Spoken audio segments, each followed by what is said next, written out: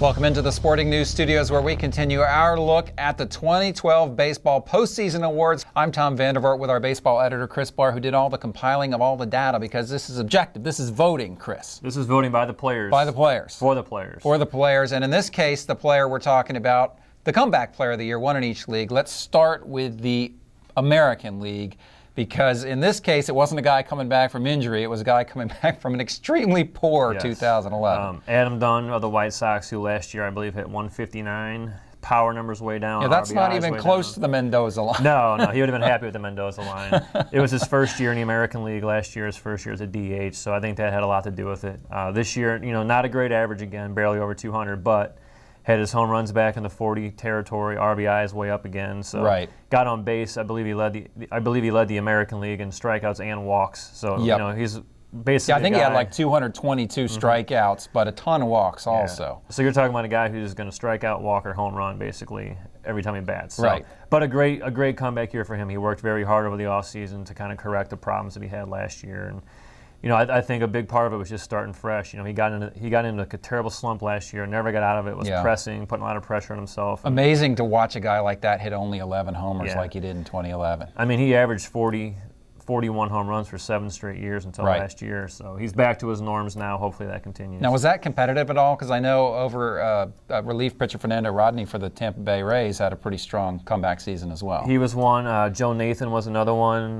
Kendrys Morales of the Angels was another one. They all had a lot. And even a teammate of Adam Dunn, Alex Rios, had some votes too. So yeah, it was a very tight vote. A lot of guys, I don't know if you ever want to be a comeback player of the year, because that basically means you came off a bad year or an injury. So it's one of the awards you take, but you hope you don't win it twice. Right. Now over in the National League, we have a guy not coming back from a poor season, but basically coming back from injury, Buster Posey.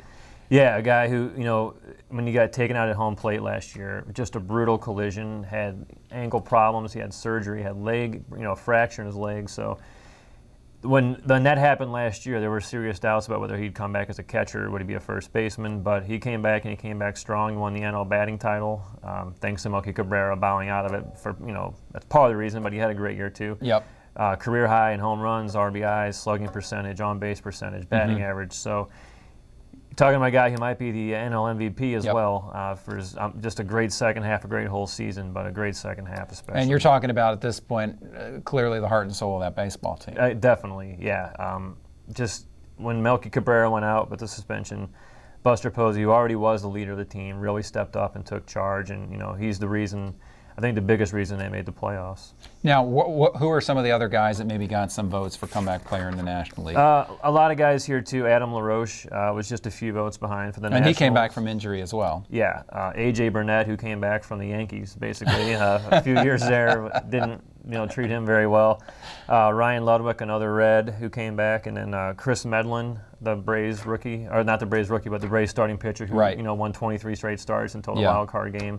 Adam Wainwright was another one for the Cardinals, who came back from Tommy John surgery. So all those guys, a lot of pitchers in there, a lot of guys coming off either injuries or bad years, but looks like the winner is Buster Posey. There you go. That's our look at the comeback players of the year in the National and American Leagues. For Chris Bahr, I'm Tom Vandervoort. Thanks for watching.